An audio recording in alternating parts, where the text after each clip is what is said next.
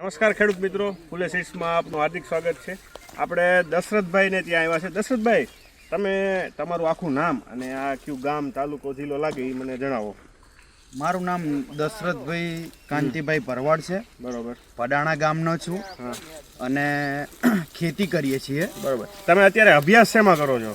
અભ્યાસ હું BSc chemistry બતાવ્યું છે। બરોબર। અને ગવર્મેન્ટ એક્ઝામની તૈયારી કરું છું। બરોબર। તો શું હોય કે ફાધરને મોટી આવી તા ખેતી છે, હા, તો ખેતીનું પણ થોડું સંભાળીએ છીએ। બરોબર।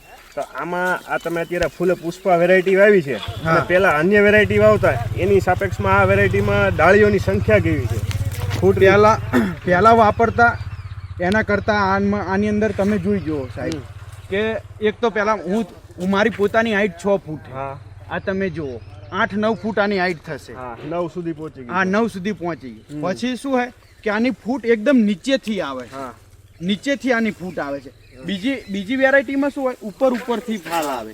આમાં નીચેથી ફૂટ છે, અને પછી જુઓ કે આ ડાળી છે, બરોબર?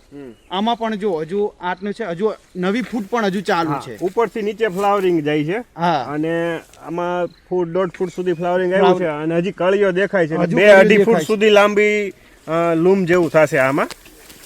પછી બે ફ્લાવર વચ્ચેની જગ્યા ઓછી છે તો બીજી વેરાયટીમાં મેં અહીંયા જોયું એ પ્રમાણે તમને શું લાગે છે આમાં કેવું ઉત્પાદન રહેશે બીજાની સાપેક્ષમાં?